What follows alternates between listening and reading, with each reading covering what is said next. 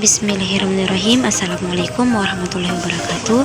Perkenalkan, nama saya Mustalifah Siti Fatimah, NPM 2021-179, mata kuliah Ekonomi Manajerial, dosen pengampu Bapak Yahya SEMM.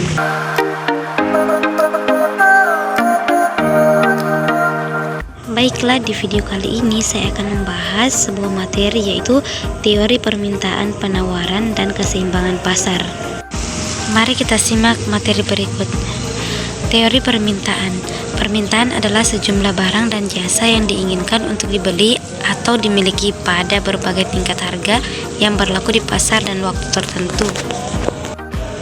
Baik, selanjutnya permintaan dapat dibagi menjadi dua macam, yaitu yang pertama, permintaan absolut. Permintaan absolut adalah seluruh permintaan terhadap barang dan jasa, baik yang berdaya beli, berkemampuan membeli, maupun yang tidak berdaya beli. Yang kedua, permintaan efektif.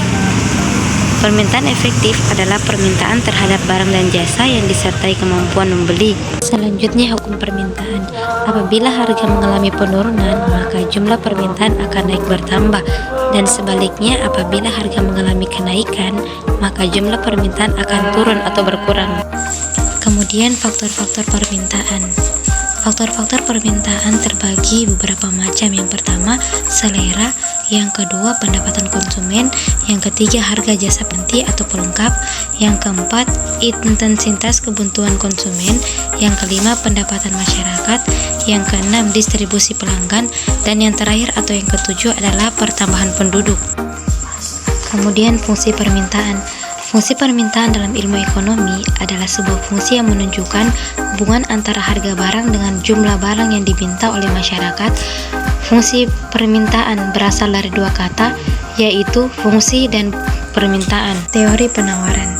Penawaran adalah jumlah barang atau komoditi yang akan diproduksi dan ditawarkan untuk dijual dalam rangka memenuhi kebutuhan masyarakat sosial dalam suatu pasar ekonomi. Selanjutnya, hukum penawaran. Bila tingkat harga naik, maka jumlah barang yang ditawarkan akan naik. Bila tingkat harga turun, maka jumlah barang yang ditawarkan akan turun. Faktor-faktor penawaran terbagi beberapa macam, yaitu yang pertama, biaya produksi dan teknologi yang digunakan. Yang kedua, tujuan perusahaan. Yang ketiga, pajak. Yang keempat, tingkat teknologi yang digunakan. Yang kelima, perkiraan barang dan jasa. Selanjutnya, fungsi penawaran. Fungsi penawaran menghubungkan harga barang di pasar dengan jumlah yang ditawarkan produsen. Menurut hukum penawaran, pada umumnya bila harga suatu barang naik, maka jumlah yang ditawarkan akan naik. Selanjutnya, keseimbangan pasar. Keseimbangan pasar adalah keadaan di mana kuantitas suatu produk atau jasa yang diminta atau ditawarkan pada harga tertentu berada dalam jumlah yang seimbang. Keseimbangan pasar akan terjadi apabila harga produk yang diminta konsumen dan harga yang ditawarkan produsen sama. Yang terakhir adalah kesimpulan. Penentuan harga, penawaran serta permintaan sangat diperlukan dalam perkembangan sistem ekonomi. Penentuan harga bersumber pada penawaran dan permintaan.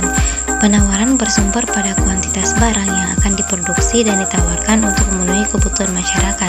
Sedangkan permintaan bersumber pada kuantitas permintaan barang berdasarkan harga yang ditawarkan.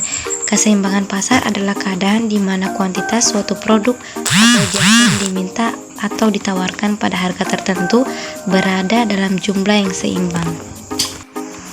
Baik, itulah tadi teori permintaan, penawaran, dan keseimbangan pasar. Sekian dari saya. Wassalamualaikum warahmatullahi wabarakatuh.